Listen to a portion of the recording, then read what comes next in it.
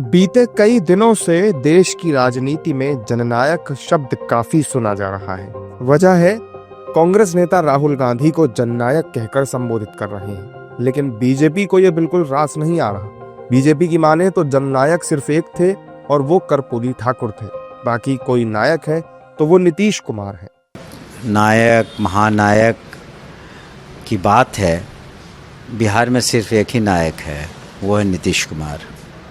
बाकी सब उनके सामने बहुत ही छोटे कद के हैं और जो उन्होंने माननीय मुख्यमंत्री ने समाज के हर वर्ग के लिए काम किया है, कानून का राज स्थापित किया है, सर्वांगीण और समाहित विकास किया सभी वर्गों का, और जो विकास की उन्होंने एक बहुत लंबी लकीर खींची है, किसी अन्य को भविष्य में उस लकीर के नज़दीक पहुंच पाना बहुत मुश्किल होगा।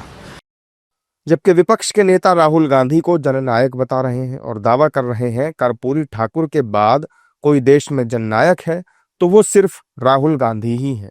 तो पूरा देश श्री राहुल गांधी जी को जननायक कह रहा है और नरेंद्र मोदी को धननायक कह रहा है।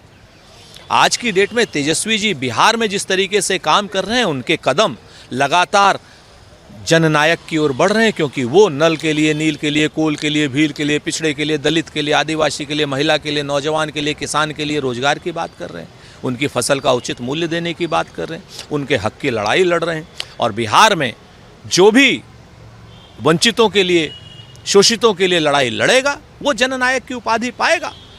राहुल गांधी जी जननायक की उपाधि पा चुके हैं और तेजस्वी जी पाने की ओर अग्रसर हैं। उन्हें शुभकामनाएं। भारतीय जनता पार्टी कभी भी महंगाई, बेरोजगारी, भ्रष्टाचार, बढ़ते हुए अपराध और जो लगातार खराब हो रही स्वास्थ्य सेवाएं हैं, उस पर कोई बात नहीं करती है और अनर्गल बहस छेड़ करके भारतीय जनता पार्टी जनता के मुख्य मुद्दों से जनता का ध्यान बांटना चाहती है।